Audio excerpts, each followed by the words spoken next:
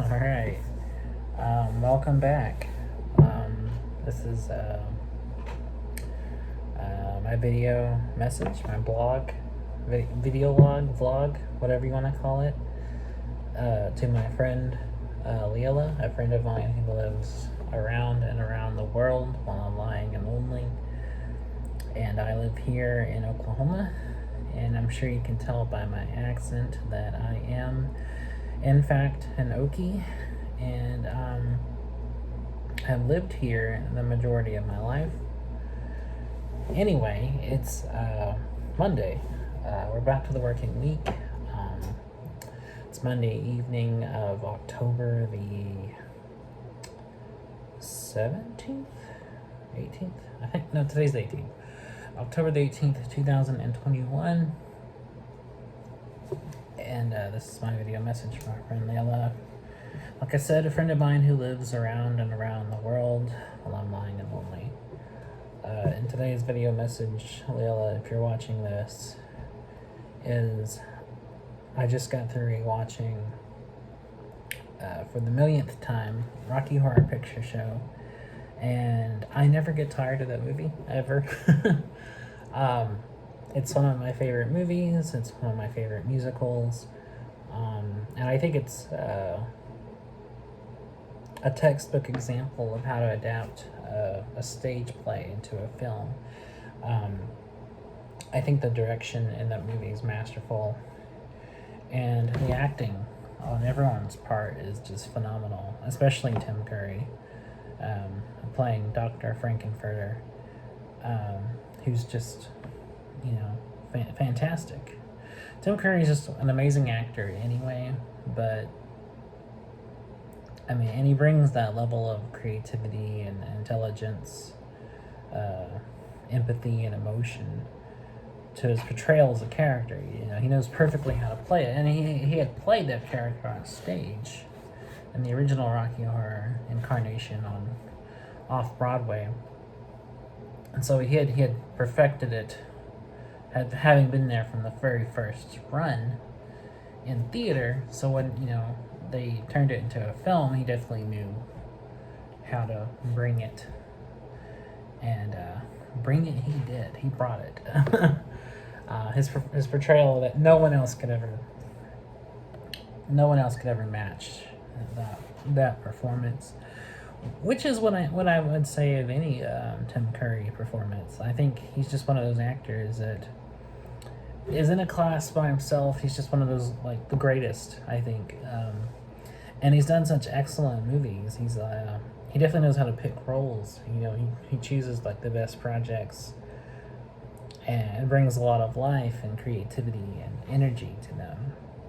No matter what character he's playing, he's played everything from, an evil shape-shifting entity in the 1990 miniseries It, where he was in clown makeup for all of it.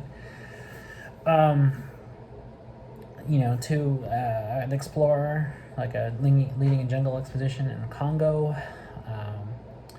He played the devil in the movie Legend. He's been all over the place, and he's played various different roles in various different kinds of movies, and each time he knows how to really bring to the table his 110% game. Whether he's playing like big characters like the bellhop in Home Alone 2, or even in voice acting, which he's done. Even when he's doing voice acting in things like in The Wild Thornberrys, or even when he played a bad guy in the Barbie Nutcracker. Like he always brings his A game, and he's one of my favorite actors, and he's just truly a unique guy. And so watching him, play Dr. Frankenfurter in Rocky Horror, is just, he's got the moves, like down to his mannerisms and his movements. He brings all that kind of wicked humor and kind of playfulness to it, and just how he performs, he's not just singing, like his whole body is emoting, it's expressing. He's shaking it, and he's like very seductive, and he's very He's very, charismatic. That's the word. He's very charismatic, and and just the way he sings, like you feel what he's putting out there. When he's like, "I'm just a sweet transvestite," like that's like he's throwing everything into it, and I love the actors who do that. To me, my favorite actors are the ones who can definitely not only like embody a role, like when you watch it, like that's the character. Like you don't see an actor playing a character, you see the character. But throw everything they have into committing to that character. Like all my favorite actors are the ones who do that, who just you can't see anyone else playing that character because they become that character, and he's one of them. Him and Jodie Foster is another one. Like when I watch movies, Jodie Foster, I don't see Jodie Foster. I see the character. She is that character, Especially in movies like The Little Girl Who Lives Down the Lane, which I rewatched recently. And good God, does that movie hold up? That is a great, great horror film. To later stuff like The Brave One, like she knows how to like slip into that character. Like when she played Clarice Starling in Silence of the Lambs, I wasn't sitting there thinking, wow, Jodie Foster's doing a great portrayal of Clarice Starling. I was just thinking, that's Clarice Starling, and that's Hannibal Lecter. It's, Anthony Hopkins, man. He's also one of those really great actors that just you forget that it's an actor. You don't see Anthony Hopkins. You see Hannibal Lecter. And that makes it doubly creepy. I mean, Silence of the Lambs is a great movie, and it's creepy enough, but just to think when you're watching it that you're not watching actors, you're watching these characters. You're watching Clarice Starling have a conversation with Hannibal Lecter. That makes it scary. And that really adds to the creepiness of what's going on. And there's others I think just kind of completely embody a role to the point where you forget it's an actor and really just they become the character. Very few, but they're out there. Michael Keaton's like that. When I watch anything with Michael Keaton, I forget that I'm watching Michael Keaton, and I just think that's the character. Like when I watch Batman '89, I'm not watching Michael Keaton play Batman. I'm watching fucking Batman, and it's awesome. Which is unfortunate because the other casting in the movie kind of reminds me of this movie. Like it's weird because the other actors don't really have that level of skill or embodiment. Not to say they're not entertaining, but it's not who I think of when I think of the character. Michael Keaton as Batman is Batman. I've never seen a better portrayal of Batman in live action. But Jack Nicholson as the Joker is just Jack Nicholson. Like Jack Nicholson just plays everything himself. He plays everything he's like Bill Murray. He just plays Bill Murray in everything he does. And yet, the thing about that, I don't mind actors playing themselves. Like I like Jack Nicholson. I like Bill Murray. Bill Murray is actually just, in fact, my favorite actor just because he's just one of my favorite people ever. But the thing about Bill Murray and how he differs from Jack Nicholson is Bill Murray is in movies where he's right for that role. Like he's playing himself, and that's the role. What it calls for him to just be Bill Murray. Nicholson tends to pick pictures where he is not supposed to be Jack Nicholson, so it kind of breaks the illusion, and it's not, I don't want to say believable. It's just you don't, it's not supposed to be Jack Nicholson playing Jack Nicholson. It's supposed to be Jack Nicholson playing a character. And so, and I'm not saying he's bad or anything. I like Jack Nicholson. I like that. I like his persona. I like that he plays himself, but I just feel like he picks projects where that's not really what the role calls for. Um, I mean, certain movies, yes, but not everything. Um, like a movie like Five Easy Pieces, yeah, of course, that's you want Jack Nicholson being Jack Nicholson because that's kind of specifically why that movie was written. It was for him to, as a vehicle for him to be him and play that character like himself. But in other movies, like it just doesn't work as well. Like that movie Wolf, or I don't know. I do think he did a great job in The Shining. That's probably my favorite Jack Nicholson performance because that one I actually do think he is playing a different character. I don't think he's really playing himself. I think there's elements of him in his performance as Jack Torrance, but I don't see him just being Jack Nicholson. I actually think that's probably like the best acting he's done. And no wonder, I mean, given direction by Stanley Kubrick, of course, it's going to be like the best of his whole career. I mean, anybody who's in a Kubrick movie, that's the best performance they've ever given because, it's Stanley Kubrick, And Kubrick didn't half-ass anything.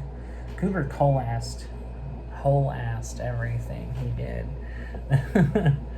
So, of course, like, when you came to acting, if you're acting in a Kubrick movie, you're giving the performance of your career. You're throwing everything into it, whether you like it or not. and and that's actually my favorite horror film. So I'm a big fan of The Shining. I think it's an excellent film. I think it's truly a brilliant movie because I love just the suspense, I love the atmosphere, I love the writing, I love the cinematography. I mean, all this goes without saying. Like I said, it's Kubrick. Kubrick was a perfectionist and was deeply detail-oriented I think he might have even been autistic because of just the level of focus and detail and attention to every minute little thing he brought to his movies, down to the smallest little production details, down to sound effects and sound design, and down to like camera angles and the specific lenses used, and the fact that he would make his actors do 200 takes of a scene. Like I just feel like he might have been neurodivergent. I haven't read anything to confirm that, but I definitely think there's a high chance that he was. Nothing wrong with that, though, of course. A lot of people are. There's nothing wrong with that. I think even to a slight degree, I might be, to a very, very, very small degree. Some of the most creative and interesting artists were neurodivergent. And other great people in other fields. There's a lot of interesting and brilliant people who are neurodivergent. And autistic. Look at Temple Grandin.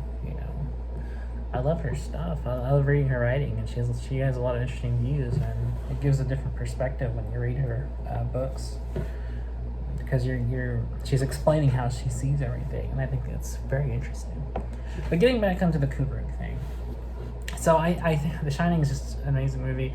It's my favorite horror movie. It's one of my favorite movies in general, and I actually think Jack Nicholson really knocks it out of the park in that movie because he's not really playing Jack Nicholson like he typically does. He's actually playing Jack Torrance. He's playing this character, and he's perfect. Like the casting of Nicholson's perfect. That's I don't know if that was Kubrick's decision, but I mean, of course it was. I mean, Kubrick didn't want anybody in his movie unless he wanted them in the movie, but I don't know if it was Kubrick's idea to have him in there, but it was definitely brilliant of him to cast him because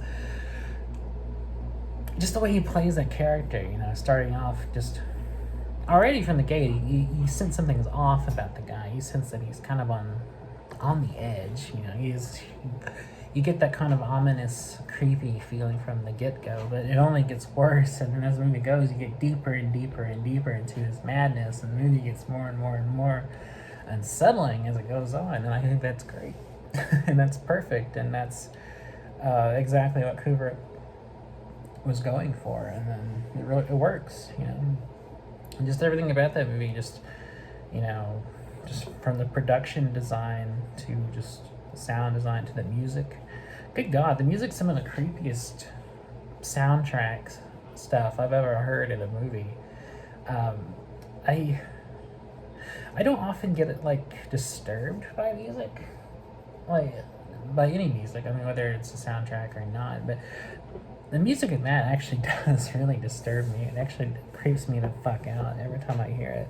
Um, it's scary. It looks like it does create this kind of unsettling like sound, and I really like that. It really works in the movie's favor, and all just kind of like the maze like layout of the hotel and all the long tracking shots of Danny on the tricycle going through the hallways. Like, I think that's one, that's brilliant camera work, and two, I really like that it creates that kind of unsteady atmosphere. We don't know what's around the corner. I mean, anything could pop out. And so when he pulls up and those twins are standing like perfectly symmetrical, down the hall saying creepy shit, I think that's brilliant, because we've really established that this is a creepy place, and it really builds the suspense. And something like that is earned because we've invested all the time. We've set up everything. We've made everything creepy. So when something like that happens, it makes sense. It makes sense that something creepy would happen because we've established that this is a creepy place. The movie has a creepy tone to it, and it's earned. It's earned. And I actually think all the actors in The Shining did a great job. Not only Jack Nicholson. I think Danny, the little boy who played Danny Torrance, did a great job, especially for a kid actor. Child actors have this reputation of not being the best. I mean, which I think is a little unfair. There's a lot of good kid actors out there. I've seen a lot of good movies with child actors in them, from across pretty much any era. I mean, you have everything from Elizabeth Taylor to Christina Ricci to, Abigail Breslin. I mean, there's always been good kid actors, good child actors. And I think he was a good child actor. He was perfect casting as well. And I like Shelley Duvall as Wendy. I think a lot of people don't, but I think she did a great job. I've talked to people who hated her in that movie, and I think she did a great job. To me, she's very believable as Wendy Torrance, and just the kind of way she played that role, and the kind of this edge of paranoia and despair she brings to it. This kind of just, you really buy that she's this mom really just trying to pull herself together and keep her family together, and I really like that. And I actually think she's a good scream queen. I think she's up there with Jamie Lee Curtis or Neve Campbell as far as good scream queens, because she can really holler when she needs to. And I really like it. I really think she did a great job in that movie. And Scatman Crothers was great too, as Dick Halloran. I really like the kind of way he played Dick Halloran, and I like the chemistry he has when he's talking to Danny. They kind of have this friendship that's, you really buy it, but you really buy they have this kind of friendship and this through this connection of having this psychic trait. I think that's really cool. And plus, Scatman Crothers is just cool. He was a badass. He was just a really cool guy in real life, and that really shows on the screen. I liked him a lot in One Flew Over the Cuckoo's Nest as well, which, another Jack Nicholson movie. But yeah, Shining was great cinematography, great. He had the best cinematographers and the best eye for detail, and shot composition and all that stuff. And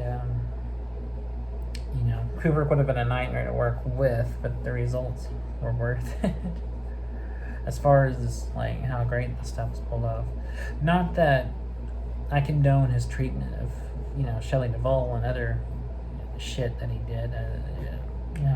On this set, I don't condone any of the bullshit that classic directors used to do to get movies made, but that's not to say I don't enjoy the final product either. When I hear about stuff like Kubrick deliberately treating Shelley Duvall like shit to elicit the kind of performance she gave, or when I hear like William Friedkin and how he like bullied people on the sets of his movies, like shooting a gun on set and stuff like that. That's like, there's no call for that. That's really bullshit. It's awful that happened and was allowed to happen. And I don't condone any director treating anybody, cast or crew, that way.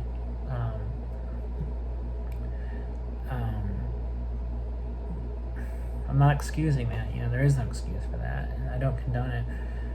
However, that's, on the positive side of things, they were talented. They did make good movies. They did know how to frame shots, and they did know how to direct actors. I just don't like the bullshit shenanigans they did. And other directors have shown that you can be humane and treat people kindly and treat them respectfully and still get great art. The YouTuber Maggie Mayfish did a great video about this, dispelling the auteur theory, where she compared, or should I say contrasted, the bullshit Kubrick did on The Shining with a director who actually has also made fantastic movies and treats his cast and crew with respect, David Lynch. And she went back and forth between the treatment of how Kubrick treated actors and how Lynch treats actors. And, specifically on the projects like The Shining as opposed to, something like Mulholland Drive. And really, shows that you can still make great art without manipulating or abusing or harassing people. And it is a shame that, old Hollywood, allowed that kind of stuff to happen. But if you're like me, you definitely divorce art from artist. And you can appreciate art without exactly liking the artist. And you kind of have to really like anything. If you let your view of the artist cloud your judgment of the work, then I don't think you're going to like anything. Because pretty much everybody's shitty, and including artists who created, artistically speaking, great work. Picasso was a horrible human being, but I love his work. Like, his paintings are brilliant. I mean, just, if we're just singling out that aspect of his person, just purely the art he made, without any of the personal abuse or anything that he committed into the work, his work alone is great, and it's, that stands on its own. And, but on the other hand, I don't want to sound like I don't want to sound like I approve of or condone this behavior from anyone, artist or not. I don't. I know Picasso was a bad person. I know he was abusive to women. I don't condone that. I don't respect that. I don't like it. And I don't excuse it either. I don't, just because I can appreciate on its own, art by somebody doesn't mean I excuse the shitty behavior of the person who made it, no matter what it is, So, that's kind of how I look at everything. Like, I separate the thing from the person while still understanding, and disapproving of what they did. in their personal lives, you know. But you know, that's just how I am, because I think that's kind of how, you know, I think that's I think that's a fair way to appraise art, is look at the art itself for its own merit. Uh, you know, see what it has to say for itself, and divorcing any of the personal context, while still understanding, you know, and not excusing the personal behavior of the person who made it, you know. And like I said, that goes for anything, you know, whether it's directors or films or painters or, you know, musicians or anyone, you know. John Lennon wrote some fantastic music, but I know as a person, John Lennon was a really shitty person. You know, he was abusive and mean, and, you know, he was belligerent, and he said a lot of awful things, and he hurt a lot of people, and he was selfish, and, you know, he, you know, had a disregard for people that he thought were kind of beneath him. You know, he wasn't a good guy. You know, I've read biographies of the guy, and he just wasn't a nice person. He wasn't a good dude. He was a dick. Does that mean I don't like his music? No, I do. I like his music. But I also know that he was a jerk off as a person. Just like I know that Picasso was a jerk off as a person. And as a human being was pretty shitty and did a lot of horrible things, you know, that I don't excuse or condone. But that doesn't, you know, but I still like his art, because you know, I can still appreciate the work of somebody without having to like the person. You know, same with Kubrick. I would never want to hang out with Kubrick. I would never want to talk to Kubrick. I would never want to be around Kubrick. I certainly wouldn't want to, like, be on a set with Kubrick and watch him, like, do the shitty things that he did to his actors or his crew. But judging his movies, purely as films, purely as art, divorced of any of the context surrounding the making of or the personality behind them, yeah, they're great. I mean, they're fantastic movies, and they are truly, you know, brilliant works of art. You know, that's just how I judge things. Like, I look at the thing itself, and I judge it for its merits, what it says, and how well it says it. And then I just either don't like the person if they're a shitty person, or if the person I made is a great person, then I like them, sure. But, you know, that's just how I do it. So, I don't know. I mean, look at those classic animated films by Walt Disney. You know, like Snow White, you know, Bambi, and stuff like that. Those are great films. Those are true works of, you know, art. They're staples of cinema, if I'm allowed to sound like a pretentious art snob. They're great movies, and I like them even now. They're timeless. They really are timeless. Even though we know that Walt Disney, the man behind the scenes, wasn't a good guy. In fact, was a terrible guy. You know, from what we've discovered about him. But that doesn't strip away or detract from the work itself. Knowing what we know about who he was doesn't make those films any less timeless. You know, the same thing about Alice in Wonderland.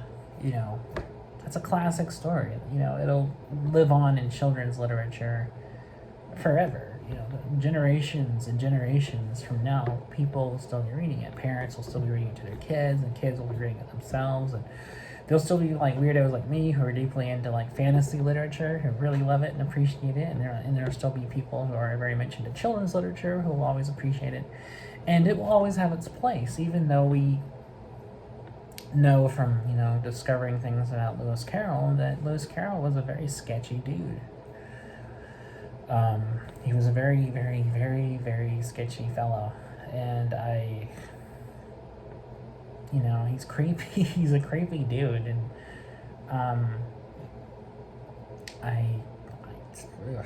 he was a, The less said about him, though, the better.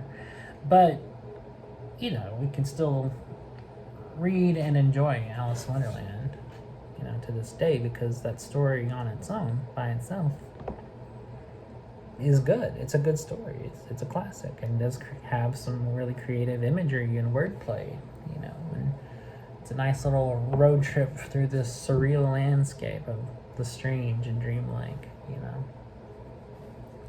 So, I don't know. I don't know how I got on this topic, but here we are. I guess because I was talking about Kubrick, and Kubrick's always, I think that conversation always follows him around, or anytime his work comes up, I think inevitably somebody will talk about, like, yeah, he's an asshole, though. And I'm like, yes, he was an asshole. You're not wrong. I mean, calling Stanley Kubrick an asshole is a correct statement. Personally, the man was an asshole. He was a horrible human being. He did a lot of shitty things, making great movies. A lot of filmmakers have done shitty things making great movies, not just Kubrick, You look at other directors who treated people like shit, who made good movies,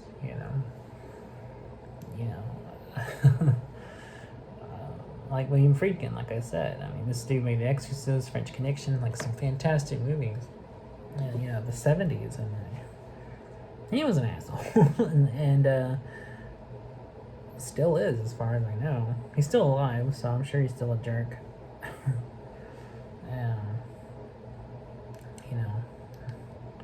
It just, that's how it is. Or classic writers of literature. Not all of them were angels, Ernest Hemingway wrote some amazing short fiction and novels, and he was a drunk. He was a drunken lout. Edgar Allan Poe wrote some of the finest poetry ever written by anyone. And he wasn't drunk, as well as, technically a child molester, looking at the fact that he married his cousin, who was only about 13 when he was in his 20s. But people tend to kind of dismiss things like that. Or not really dismiss them, but overlook them in favor of the art. And I try not to overlook them. I mean, I try to be objectively aware. It's like, yes, I know all this. I know about it. And I know it doesn't make them a good person.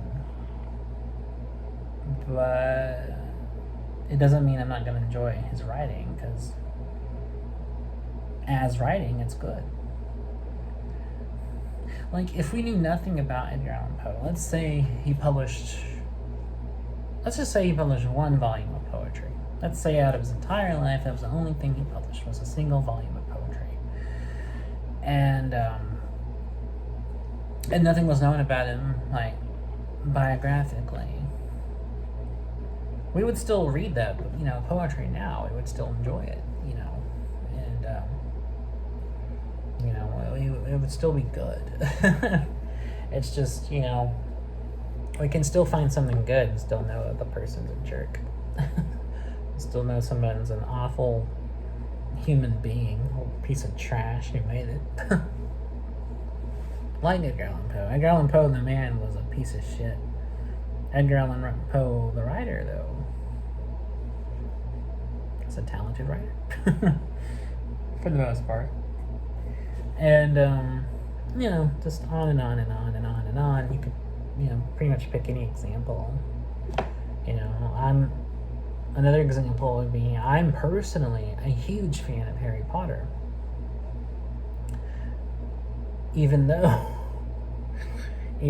J.K. Rowling is a hateful human being whose views I abhor and vehemently disagree with and know are rooted in hate and rooted in transphobia and rooted in ignorance. She's a very hateful, ignorant woman.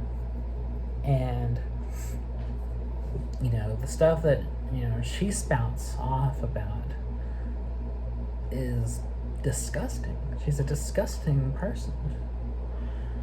But I will never stop reading Harry Potter because those are excellent books. Those are excellent stories. I love the characters. I love the world. I love, you know, just the whole narrative. I mean, I grew up with them. I still read them every year now. I just really love this world. I love the storytelling. I love, the way she writes these characters and the way she wrote this, you know, this kind of epic narrative, spanning 7 volumes of this tale of this boy growing up, coming of age, fighting good against evil. Classic literary themes of, good versus evil and all that. And I just really like the world of Hogwarts and, the characters like Rubius Hagrid and the Weasley twins and all those characters. I think that's great. I really like these characters. And I will be a fan forever. And just as books, they're good. They're good storytelling, even if she herself is a awful, ignorant, disgusting person who I have no use for as a person. And I also, I'll never buy anything. I will never support her. I'll never give her my money. Ever again after finding out all these things, Just like I don't give my money to other things I don't support because of those reasons. That's why I don't eat Chick-fil-A. That's why I don't shop at Hobby Lobby. That's why I don't drink Pepsi, because I don't want to give my money to organizations who are shitty and who promote shitty things or donate to shitty people. Stuff like that, just because, that's... I don't want to support that. But I will happily reread the paperback copies I have of Harry Potter, till they fall apart. And when they fall apart, I will listen to the audiobooks I have of them. Again, all these purchased long before I found out what a transphobic piece of trash this woman is. So, just goes without saying, the moral of the story is, the moral of this video, and all I'm really trying to say here is, yes, of course, people can be shitty, and there are a lot of shitty people out there who created things. But, it doesn't stop me from enjoying the thing itself, the art itself, if it's good. So, just judge something on its own as art, and, be aware of the shittiness of the person. That's what I was really trying to say here. So, I said all that to say that.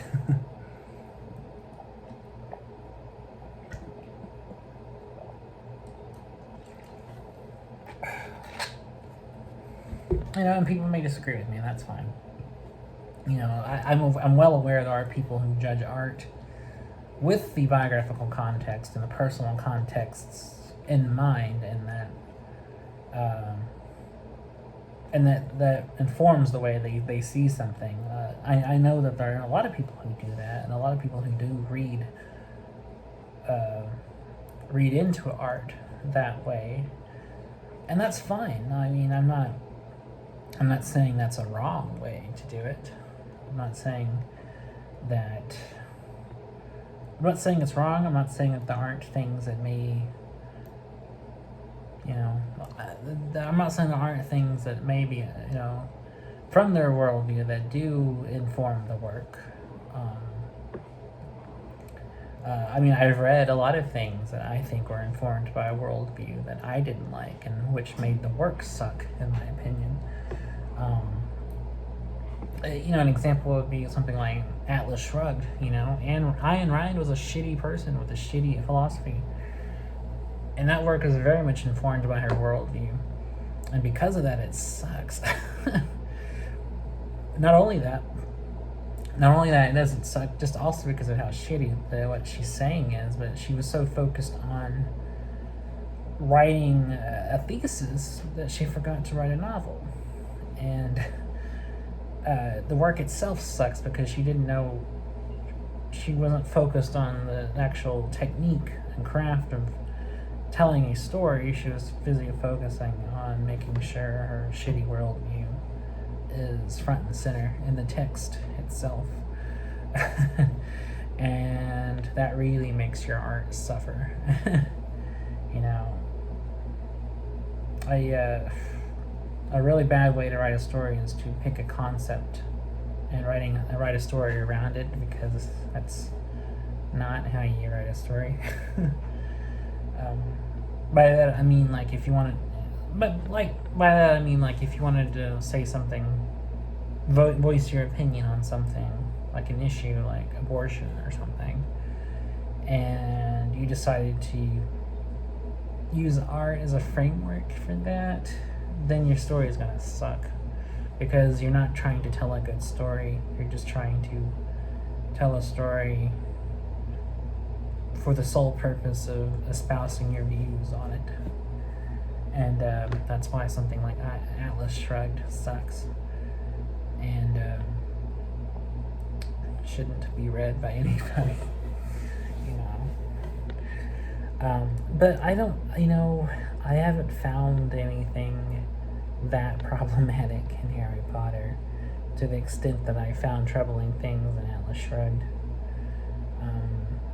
No, granted, there are a few things I've seen here and there in Harry Potter that I do think are problematic, that I don't like. They're not overtly as loud as Ayn Rand was, but there are a few things here and there I do admit that I'm like, yes, I don't like that. Kind of the way, like, she writes about kind of like how, the metaphorical things about, like, the muggles and wizards and the relationship between them, and things said that how you could metaphorically take one thing to mean the other. That can be read that way. And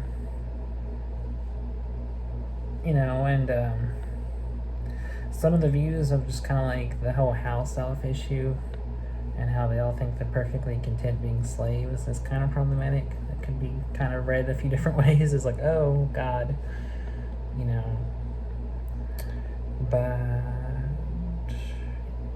I think it's also vague enough to also just be read on surface value. So I kind of, while I don't like it, kind of just choose to read it as part of just the text itself, as just part of this world, and just kind of have problems with it, but have problems of it in the sense of like, oh, I have issue with these wizards thinking that the house elves are okay being, servants and slaves of wizard kind, because even as she writes them that way. She writes elves as being perfectly happy and content to be slaves for wizards, and are even resistant to the idea of being free. I think that's definitely problematic there. It's quite horrible, actually. And I really never have liked that kind of aspect of the series. However, it's not a main plot point, and it's not really in the foreground, so I try to just kind of like, this sucks, and I just try to power through it and get on to the main stuff.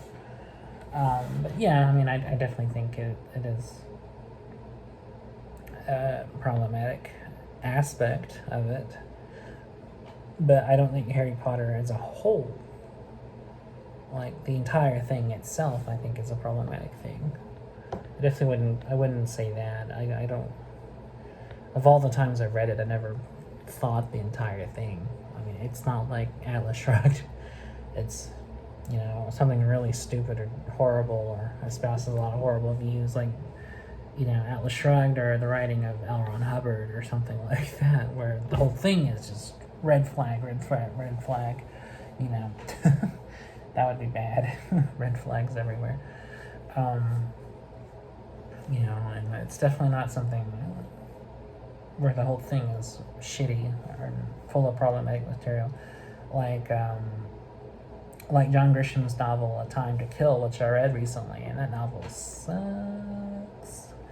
Because that novel, and I'm not saying John Grisham himself is this way, I don't know the man, and I've never even seen any interviews or anything with him, so I really don't know what he's like as a person. But when I read that novel, I hated it because the story itself felt very racist. And not just because it's a racially motivated story, because it's about a black man who kills two white men who raped his daughter. That's what the main story is about. And it's about a man defending this guy in court. And so on its own, it's like, yeah, that's not racist. I mean, anybody would be rooting for the black guy to like kill the two white guys and get that. Obviously, and the lawyer is, he's defending the black guy. So how's that racist? That's what people would probably be asking me. But what makes it racist is not only is it full of characters who are openly racist and throw the N-word around as often as the word the,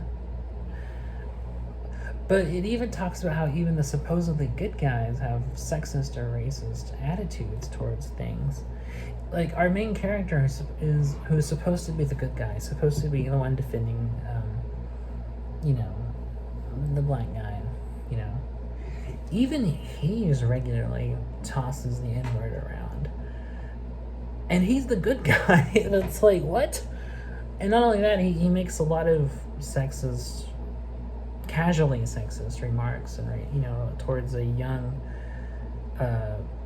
female law student who comes to voluntarily work as his assistant on this case.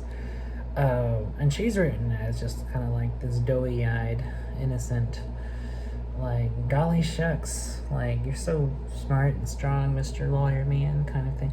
I mean, not totally. I mean, she's portrayed as this liberal New England type that doesn't take anyone's bullshit. And she does have that side, but there's also this kind of side of, like, even though I'm liberal and even though I'm, I'm from New England and all of that, I can't help but falling for Mr. Attractive Lawyer Man.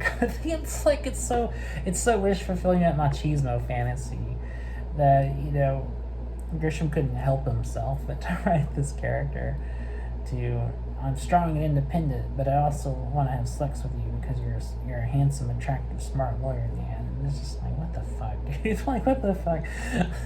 It's like, and again, I don't know anything about Grisham, the person, but fuck that novel. That novel sucks. It's terrible. It's racist, and nobody should read it. Just overtly racist and overtly sexist novel, and which is weird because I've talked about this before. I've actually read a few other novels by Grisham years ago, and I don't remember them being like that. I've read two others, The Associate and The Appeal, and they weren't like that. They weren't like that at all. I don't remember any like racism or anything in those stories. They were just about corrupt lawyers and corrupt politicians and political stuff. That's what they were. But there wasn't any like, tossing the N-word around or anything like that. Not like this story. Hoo boy. Oh, good God. Good God, give the drummer some, to quote Frank Zappa. But anyway, I got wildly off topic there. I do apologize. I don't know. I guess this is the part of the video where I just talk about books I don't like, from why I don't like them, or stuff I do like and why I like them. And I've already covered everything from Harry Potter to John Grisham. I don't know what else is left to talk about. I guess I can talk about Stephen King. I mean, he's also a popular writer, and a writer that I do like and actually think is a very good writer. I've actually read most of his published output, and I think most of it's very, very good. With a few exceptions. He's written a couple things here and there that I thought were so bad I didn't even finish them. Which is very rare, because I usually love King, and I usually read everything he's written, all the way through. I mean, I've read some of his stuff more than once.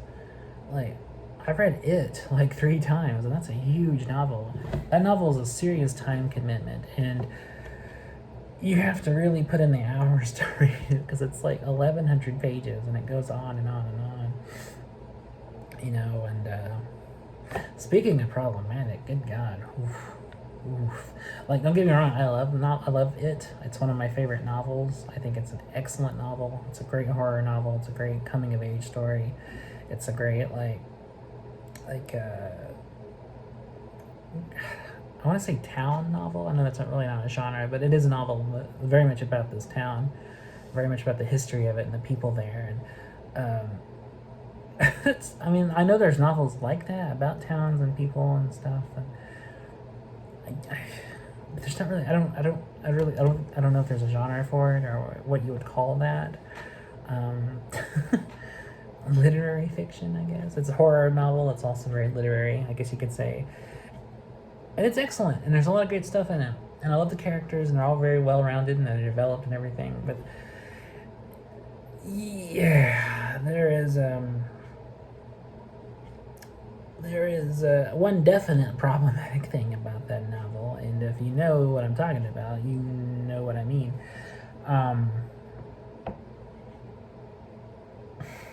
I don't even know how to address it. So I'm just going to come out and say it. So in the novel there is a scene towards the end of the story wherein the main characters, the children who go against the novel or go against the creature, the thing called come together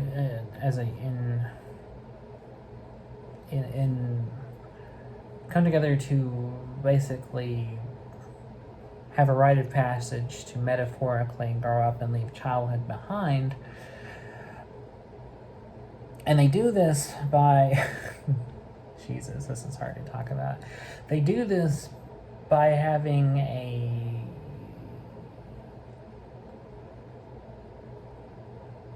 moment where the boys take turns having relations with the girl, Bev. And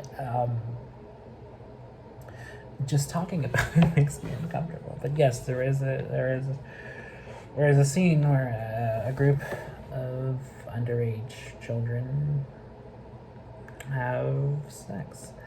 And it's a metaphoric, symbolic act meant to portray the leaving of childhood and entering adulthood. Because the novel is very much about growing up and putting childhood behind.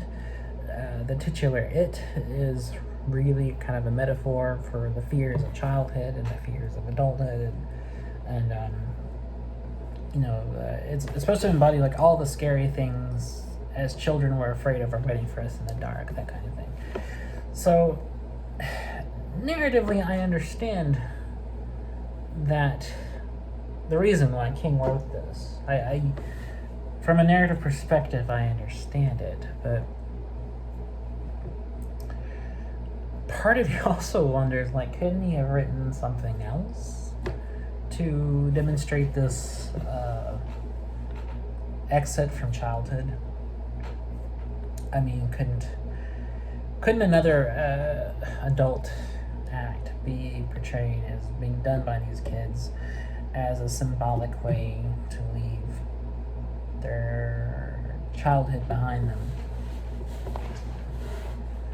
I think so.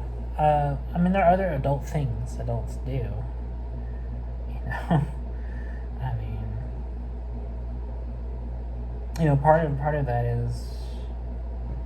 of that is doing something mature, like facing fears, or they could have done something like that. They could have, as a group, confronted like their individual childhood fears and metaphorically and conquered them, and then thereby metaphorically helping them conquer the fear of childhood and therefore conquer the thing itself. I think that would have worked just as well. I think it would have got the same point across, and it would have been a far better and more comfortable thing to read than what we got. And I'm not saying that like King is a pervert or anything. I just think that he didn't know. I just don't think he kind of had any other idea how to portray this. I think he was just going with what he thought was the best way to depict kind of this metaphoric act of leaving childhood behind. So that's the thing he went with. Like I said, I get that. I get how performing that act, a very grown-up act, is a way to metaphorically portray growing up and leaving the childhood stuff behind. I just think he could have done it a different way. I think he could have done it a more subtle way and not have anything like that in the novel itself. Because, good God, that's really awkward. You think it's awkward talking about it? Try reading it. Oh, Jesus Christ. I always skip over it. I really do. I just skip over the few pages where it happens. And the descriptions of things while it's happening. And I move on to after the fact. And I'm like, okay, they're in the sewer. Time to skip several pages. Here we go. They're coming out of the sewer. I'm like, okay, we're back on track. We're back on track. Because, good God, nobody wants to read that.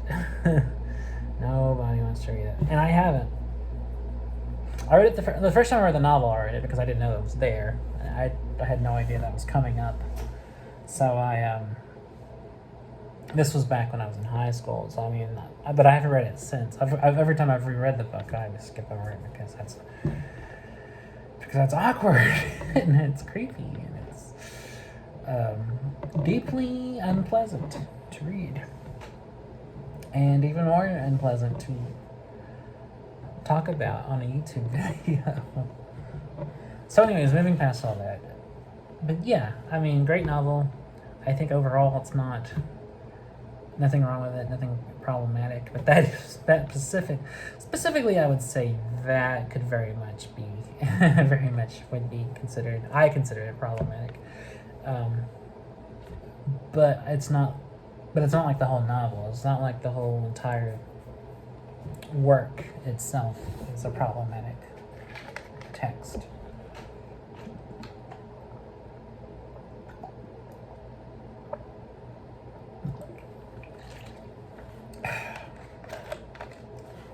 But do I think King is a bad guy? No.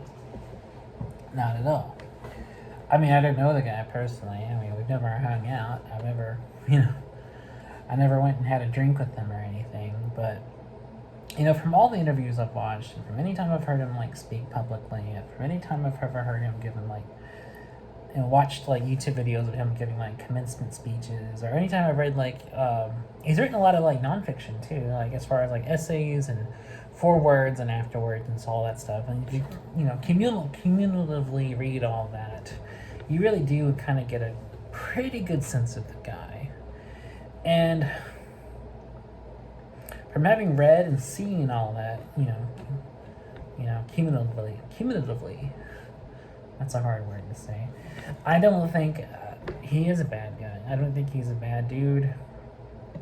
I follow him on Twitter, and every time he talks, he tweets something. It's always, it's always, it's nothing to get alarmed about.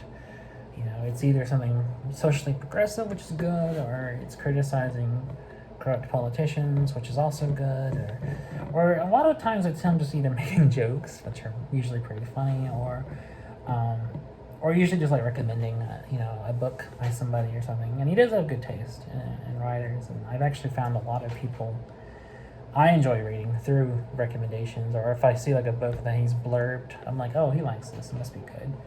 I mean, so the man, himself, just from all outward appearances, seems like a good guy. So I don't think there's any need to cancel Stephen King or even cancel it for that matter, despite some of the troubling content therein. Because it is one of my favorite novels, like I said, and it's one of my favorite novels for a reason. It's a good novel. It's a good story. It's ambitious. I like that it talks about the story of the town. I like that it goes into history. I like that it is a deeply metaphoric book. I like that it does cover all these things about childhood and growing up and adolescence and conquering childhood fear and facing all that stuff. I like that it's kind of all these multiple genres. It's a horror story, it's an adventure story, it's a coming of age story, it's a literary novel, it's a dark fantasy story. It's like kind of all rolled into one. I like all that stuff. I like this experiments with like structure and style. Like it'll like talk about this character for a while and then talk about this character for a while, and it goes back and forth through time a lot. So it's very ambitious, and I like all that. It feels very much like something more like a literary novel than it does a typical a horror novel, especially one from the 1980s. So yeah, it's great. I do recommend it. I definitely think it's excellent. I encourage anyone to check it out, read it, see what they think, and I'm always happy for anyone who has read it to kind of give their opinions on it, that kind of thing. And I generally encourage anybody to read Stephen King. I think he's a good writer. I've liked the majority of everything he's put out. I've read almost everything he's published, and almost all of it I would say is very good. So I mean, and since nobody asked, I'll give my favorites real quick.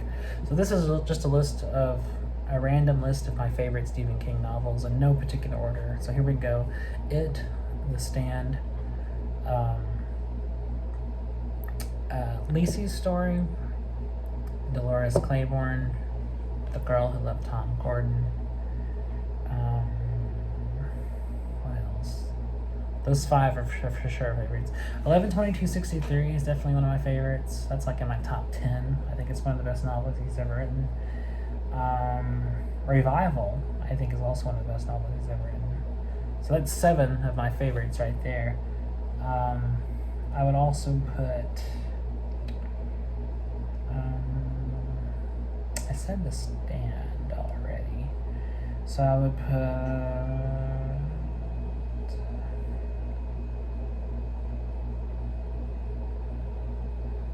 Christine. I think Christine's one of his best. That's another favorite of mine. It's a lot better than I think people would think. It's a lot better than I think the premise on paper would suggest. It's a very good book. And I actually like the John Carpenter adaptation a lot as well. I think that works both as a good adaptation and as just a good movie on its own. I would also say another favorite of mine by King is Gerald's Game. Gerald's Game is a very good novel. I've actually read Gerald's Game like 2 or 3 times, and I think it's very underrated. It's not one that's talked about as much as other King novels. It does get the same kind of attention, but it's very good. It's very much worth reading.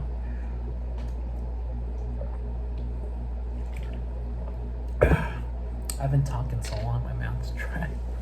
This video is running much longer than I typically go. Yeah, also the Dark Tower series. I think the Dark Tower series is amazing, and I think it's probably his magnum opus. I also want to throw in the Tommyknockers, because everybody shits all over the Tommyknockers, but I think it's an excellent novel, and it deserves more love than it gets. So read the Tommyknockers. I even wrote a post on Tumblr about it, and I said the title was called "The Tommyknockers is Good, Damn It," and I still agree. The Tommyknockers is good, damn it. Read it. So anyways, that's my random list of some of my favorite King novels. There's probably a few others, but I can't think of them right now. I've been reading some of his later stuff recently that he's come out within the last few years, and that's also very good. Earlier this year, I read Later, which just came out this year, which I really liked. It was like a horror story mixed with like a crime story. I really like that. And he also published a book called Billy Summers a few months ago, which I bought but haven't read yet. I'm looking forward to that. And I also bought a copy of his collection of novellas titled If It Bleeds, which I'm also looking forward to. So, I mean, there's still a few things left by him I need to get around to. It's so hard to read everything because, like, there's so much stuff. So many books, so little time, basically. There's never enough time to read all the books I want to read, unfortunately. But yeah, that's just kind of my thoughts. So this video went on a journey. We've talked about everything. I've given everything on my views of artists and art and auteur theory and things that I like and things I don't like, things I would consider problematic, things I don't consider problematic, actors and acting and movies, and man, this is probably the most ambitious of these blog videos I've ever done. But yeah, the moral of the story, the moral of this video, whatever you want to call it, is, judge the art and judge the artist, but, for different reasons. Yeah, I think that's a good way to sum it all up. So anyways, I've been talking a lot longer than I normally talk on these videos, especially compared to just how short the one yesterday was. So I guess maybe as an outro, I'll just talk a little bit about my channel. So if you're watching this and you're not familiar with me or what I do, I'm some asshole on the internet. I'm nobody, but I do YouTube videos. I do vlogs like this regularly. I try to do them daily. And if you're new to this, and if you've sat through all of this really, really long video me rambling on, and you like, for some reason, hearing me ramble on, I do this all the time, so you can subscribe. And I also do music. I do a series every week called Musical Fridays, where every Friday I upload a video of me playing music. I thought things were going to be up in the air for a while, so I actually just recorded a bunch of them recently, like pre-recorded, and I'll be uploading them over the next few weeks. And I'm also a writer and a photographer, and if you're interested in seeing any of that, I have a Patreon. But don't panic, my Patreon's free. Everything I post is publicly available, and if you want to support me, you can do it for as little as $1. So, can't beat that. So yeah, if you're not familiar with who I am, I'm Jason. I'm some guy who does videos, and I play music. I dabble in writing and photography, and I even make short films, which you can watch here on my YouTube channel. And if you like all this, great. And if you don't like all this, I doubt you're watching it this far. So anyways, I guess that's it for today. I'll be back tomorrow. Thanks for watching. And if you're still watching this, Lilla, thanks for watching all the way here to the end. And I'll be back tomorrow to do another one of these, and it'll most likely be a lot shorter. So until I see you again, take care, and I'll see you in the next one.